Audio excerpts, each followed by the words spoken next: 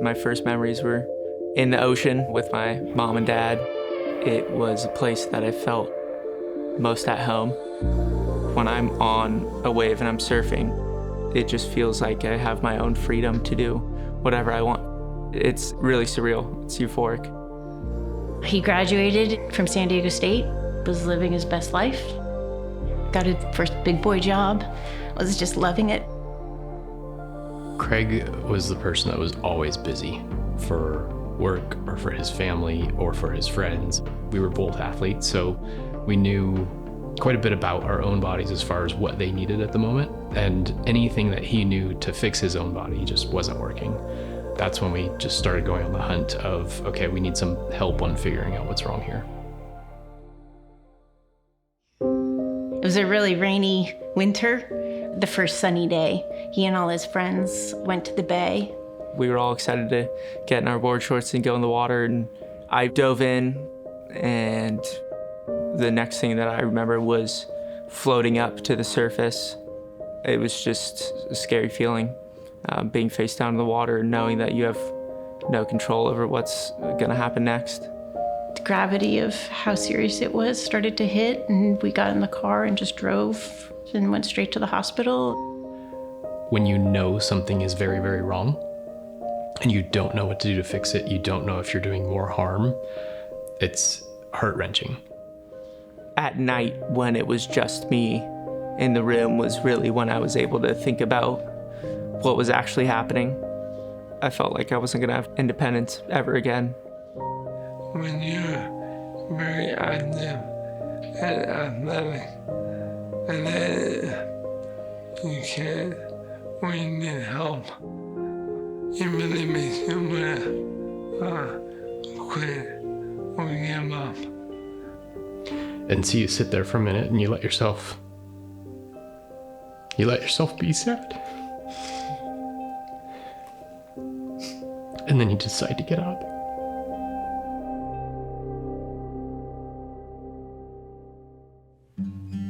When they go through either that diagnostic experience or that injury, there's a tremendous amount of stress that is introduced into somebody's life.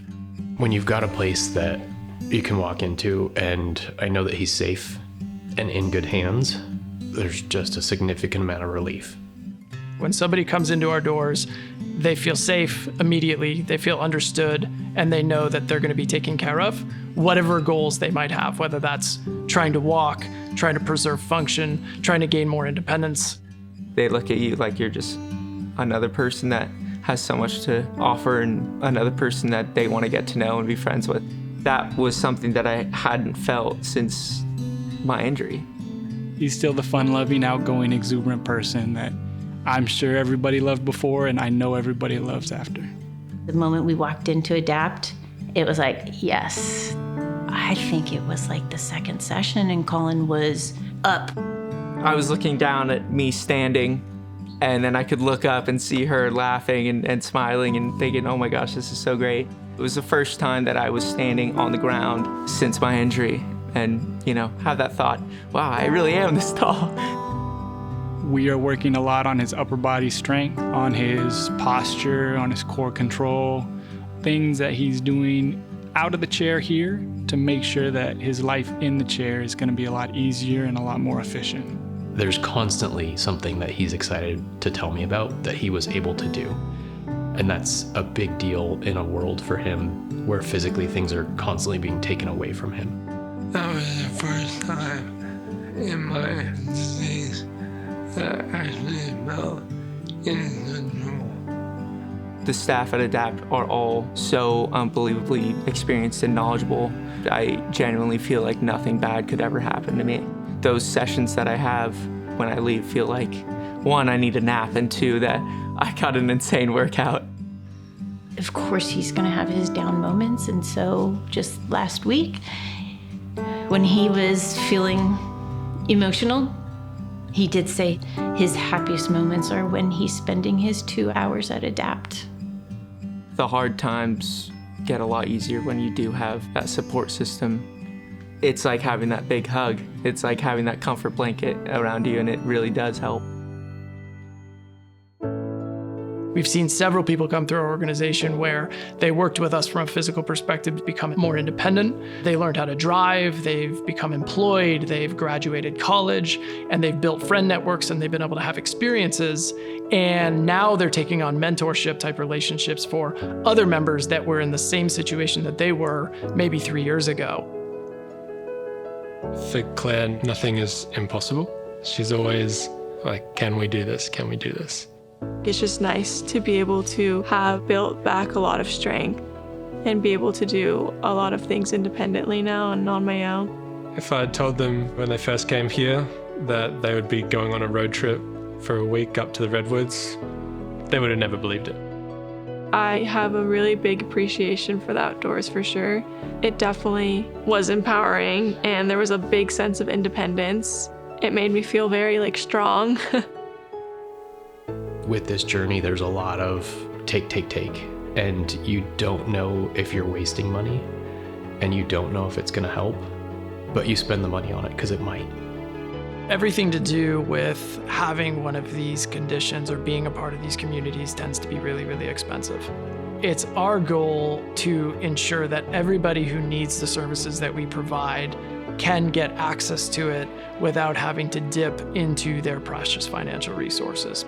We need to get rehabilitation to the people that need it the most.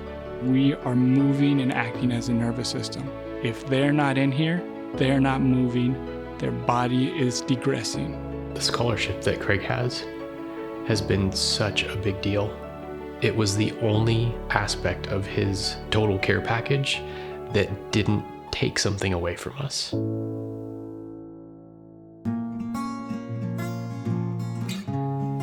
Giving up is not an option. I'm going to be active and having their help and allow me to do that. I'm very happy for that to be Craig's place, but if I could go up there twice a week, absolutely I would. Me and my sister had such a close relationship. She helped me realize that I was capable and able to do things on my own. The morning that she passed away, I promised her that I would do everything to fulfill who she was. And so the whole time that I was in the Redwoods, I felt very close to her. People are choosing to spend that time with us. We're here for everyone, always, no matter what. Those guys are already invested in Collin's recovery, and I can sense that. I don't want any of this for him, but if he has to be going through it, I'm so thankful. Not a lot in life is enjoyable if you just enjoy it by yourself. Being able to have this second pillar to lean on, that's a very special thing for me. I wouldn't trade this for anything. It was really, really, really special.